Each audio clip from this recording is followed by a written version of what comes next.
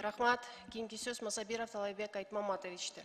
Рахмат, Жамил Ахмадбековна, урматтуу депутаттар, урматтуу Алмазбек Акматжанович. Урматтуу Алмазбек Акматжанович, бул өтө маанилүү маселе. Алмазбек Акматжанович, мен биз жактар кошсоңуз. Мен кечээ эле айыл барып келдим, база коргон 5 жон айылда. 2 бала ошол жерде авто кырсыктан каза болуптур. База коргон районунда 5 жон жана Акмын айылдары аркылуу өтүүчү Бишкек Ош автожолунун 545-554 чакырымында 2 жыл 3 ай 21 күн ичинде мен статистиканы айтып коеюн. 25 адам каза болгон ошо авто кырсыктан. Ошол эле 9 километр эмесинде жолунда.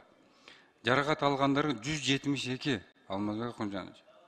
Мен дайыма көтөрүп келем. Ошол жерге мындай жарыкты коюп, светофор коюп бериңиздер деп канчадан бери айтып келем, болбойт деп.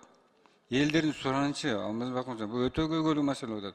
Ойлосоңуз 2 жылда 25 адамдын өмүрү кыйылып атат.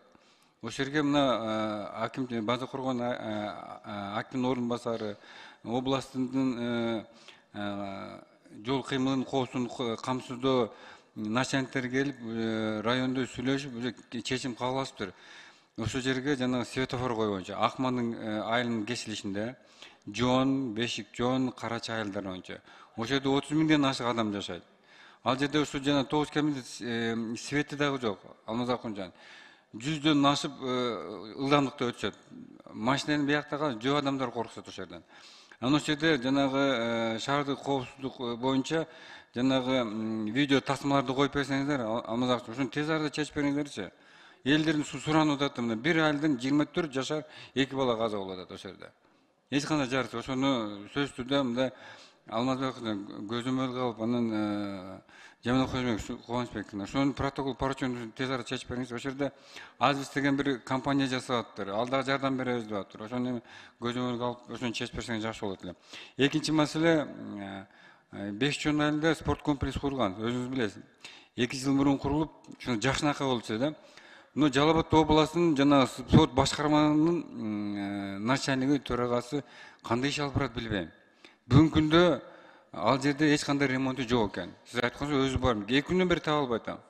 Жалал Абад областынын спорт башкарманын начальниги билбейт экен, телефонун албайт. Ошону айтып койсоңуз көзөмөл калып, ошол жерге барып 5 жон айылындагы спорт комплексинин абалын көрүп, сизге дагы айтып койсоңуз кандай экен бүгүнкү абалда.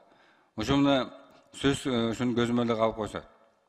Үчүнчү маселе жана Чарбак айылындагы айыл чарба, тoko чарба жер берген экен. Ошо азыр База Коргон районунун роботунда экен. Ошонун мыйзамдуулугун укуктук баа берип, ошону айтып койсоңуз, Алмазбек Акматжанович, элдерде кайрылып атат да. Ошол жерде жанагы кээ бир жерлери мыйзам экени билиниптир, а бери дагы маселелер бар экен. Ошону укуктуу баасын айтып койсоңуздар, чоң рахмат. Рахмат.